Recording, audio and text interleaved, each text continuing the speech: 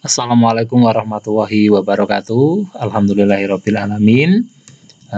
Anak-anak yang berbahagia, hari ini kita akan belajar tentang tematik IPS tema 1 subtema 2 tentang potensi ekonomi negara-negara anggota ASEAN. Ya, langsung saja. Potensi ekonomi negara-negara anggota ASEAN. Yang pertama, Asia Tenggara merupakan sebuah kawasan benua Asia bagian tenggara. Kawasan ini mencakup Indochina dan semenanjung Malaya serta kepulauan di sekitarnya. Yang kedua, kawasan Asia Tenggara terletak pada jalur perdagangan dunia. Kawasan ini menjadi jembatan antara kawasan Eropa dan Asia Timur dan menjadi strategis di wilayah internasional.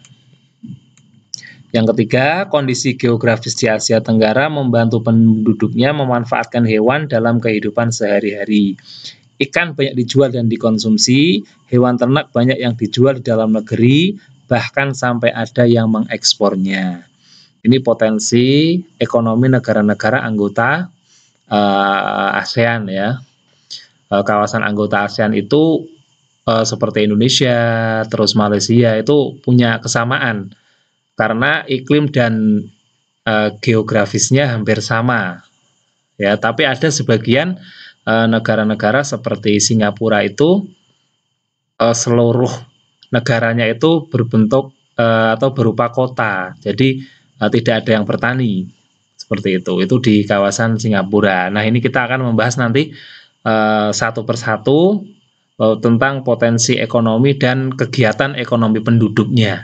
Kegiatan ekonomi penduduk di Indonesia itu apa saja sih, dan potensi ekonomi di negara Indonesia itu apa saja, nanti akan kita bahas satu persatu ya, di seluruh negara anggota ASEAN. Yang pertama yang kita bahas adalah negara kita tercinta, yaitu Indonesia. Ya, Indonesia merupakan salah satu negara di Asia Tenggara. Sebagai negara kepulauan terbesar di kawasan ini, Indonesia sangat kaya akan keragaman sumber daya alam ya. Banyak hal yang dapat dikembangkan untuk memperkuat perkembangan ekonomi Indonesia. Sebagian besar mata pencarian penduduk Indonesia adalah bertani. Saat ini Indonesia mengekspor minyak dan gas bumi, tekstil dan produk kayu. Pertambangan menjadi salah satu pintu masuk para pengusaha mancanegara ke Indonesia. Keindahan alam Indonesia pun menjadi daya tarik dan sumber devisa negara dari sektor pariwisata. Indonesia mengekspor hasil bumi seperti timah, tembaga, besi, minyak, gas, dan nikel. Selain itu, Indonesia menghasilkan pupuk, tepung, tapioka, karet, kopi, kelapa sawit, dan tembakau, ikan tuna, udang, dan teh juga diekspor ke negara lain. Jadi negara kita itu punya semua ya, dari mulai gas bumi, tekstil, produk-produk kayu, dan semuanya itu kita punya. Pariwisata juga kita punya, itu sebagai sumber devisa negara ya. Semuanya kita punya, tinggal pengelolaannya saja mungkin yang kurang maksimal ya. Terus yang kedua, Brunei Darussalam ya. Nah, negara Brunei Darussalam terkenal dengan kekuatan sumber daya alam berupa minyak bumi dan gas alam. Brunei Darussalam menjadi negara di Asia Tenggara yang memiliki pendapatan per kapita tertinggi karena gas alamnya. Jadi sumber daya terbesar di Brunei itu dari minyak bumi, ya, dari minyak bumi. Nah, Brunei Darussalam dikenal sebagai pengekspor minyak mentah, gas alam, dan produk minyak.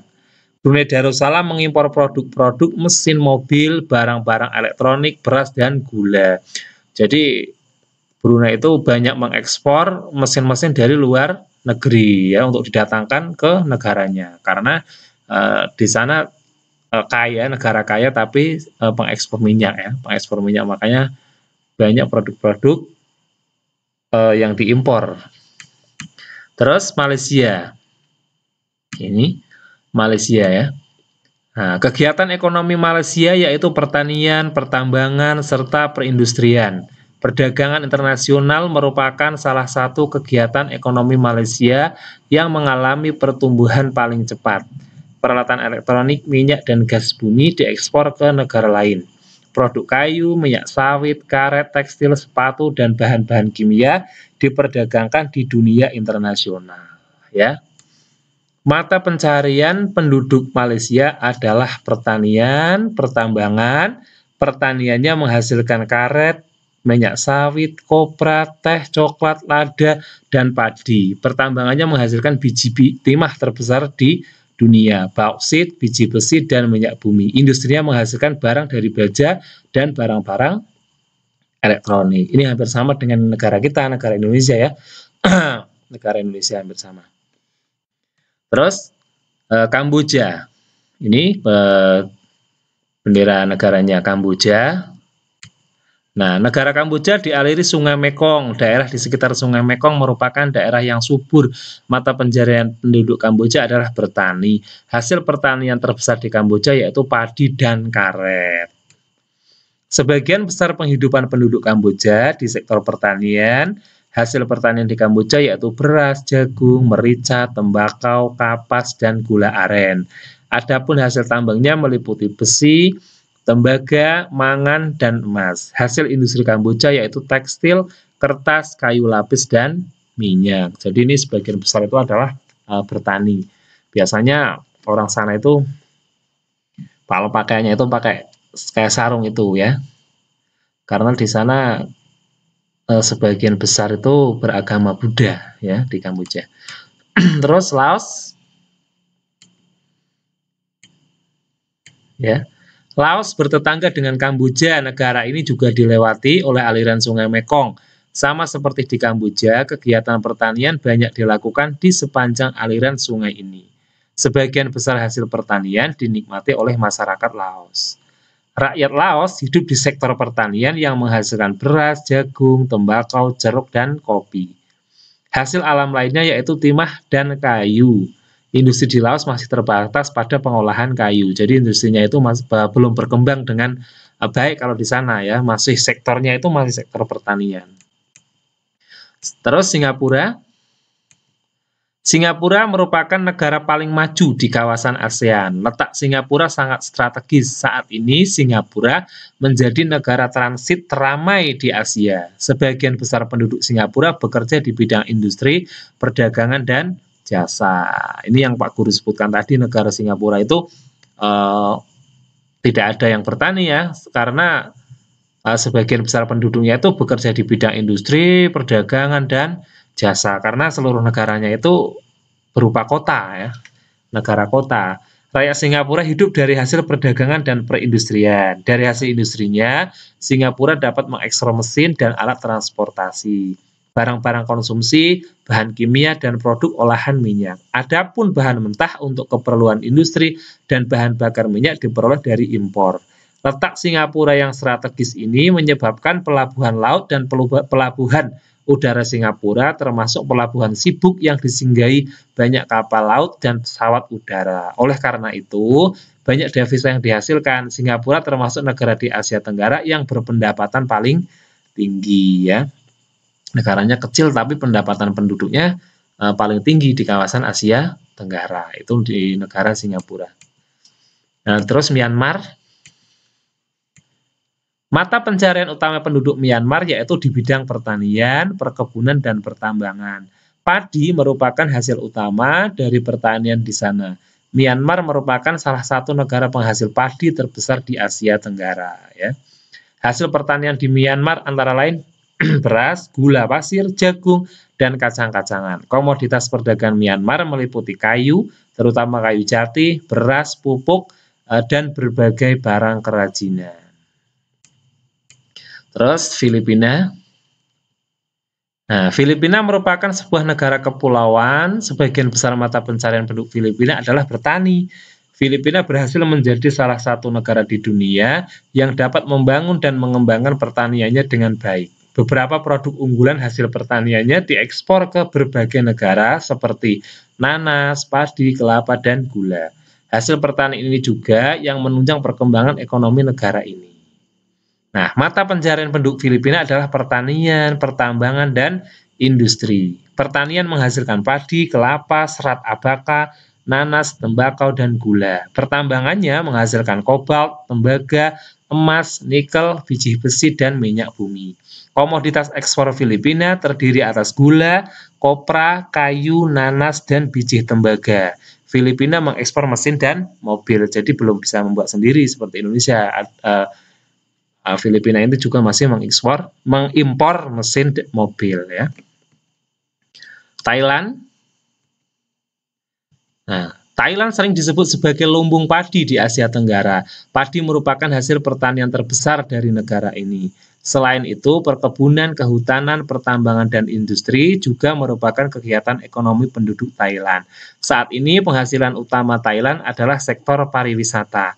Keunikan bangunan Buddha di Thailand menjadi daya tarik tersendiri bagi para wisatawan mancanegara. Jadi, selain perkebunan, kehutanan, dan pertambangan, saat ini Thailand penghasilan utama Thailand itu berupa pariwisata ya, karena di sana unik ya, bangunan-bangunan unik di Thailand itu bisa menarik wisatawan asing atau wisatawan mancanegara. Nah, mata pencarian penduduk Thailand adalah pertanian, kehutanan, pertambangan, dan industri. Pertanian menghasilkan padi, jagung, ubi, kayu, petai, karet, lada, teh, tembakau, dan kapas. Ya, terus ini untuk barangnya masih impor. Barang yang diimpor Thailand antara lain minyak bumi, mesin, dan mobil. Selain pertanian dan industri, Thailand juga dikenal dengan industri pariwisata yang merupakan penghasil devisa negara terbesar. Jadi penghasilan negaranya itu paling besar dari sektor wisata kalau di Thailand ya. Terkenal itu kalau di televisi itu, kalau negara Thailand itu pantainya itu kan terkenal ya. Itu bisa memikat para wisatawan asing atau wisatawan mancanegara. Terus Vietnam.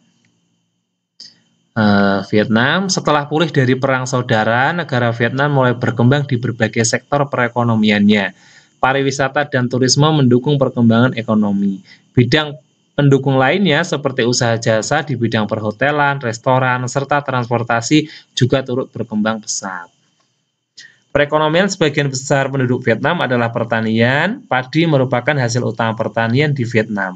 Di samping padi, hasil pertanian yang lainnya yaitu kayu, kelapa, tebu, ubi jalar, teh, tembakau, karet, ubi kayu, dan buah-buahan. Industri di Vietnam meliputi tekstil, semen, pupuk, kaca, dan ban. Pertambangan di Vietnam menghasilkan emas, biji besi, timah, gamping, fosfat, tungsten, wolfram, dan seng. Hasil hutannya yaitu bambu, kina, kayu, dan kayu manis. Ini untuk negara Vietnam. Ya. Terima kasih anak-anak yang Pak Guru sayangi. Materi IPS kali ini semoga kamu bisa memahaminya ya. Sampai ketemu di materi berikutnya. Tetap jaga kesehatan. Wassalamualaikum warahmatullahi wabarakatuh.